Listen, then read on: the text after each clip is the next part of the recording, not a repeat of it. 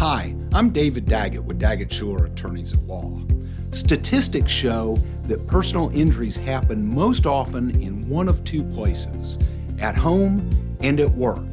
However, workplace injuries often tend to be much more serious.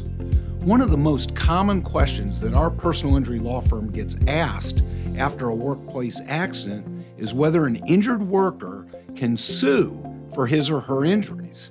And like many concepts under the law, the answer is it depends. Generally, workplace accidents fall within something called workers' compensation, which is also known as workers' comp, a group of laws defined by our North Carolina General Assembly, which requires nearly all employers to carry accident insurance for their employees. When a worker has a work-related injury or illness, a worker can recover compensation for medical bills, lost wages, and certain permanent disabilities through the state-run Industrial Commission, which oversees the North Carolina workers' compensation system. In exchange, workers' comp is an exclusive remedy, meaning that a worker cannot directly sue an employer or a coworker for negligence. However, there are exceptions. The most common exception is when an injured worker may be able to sue a third party who is not an employer or coworker.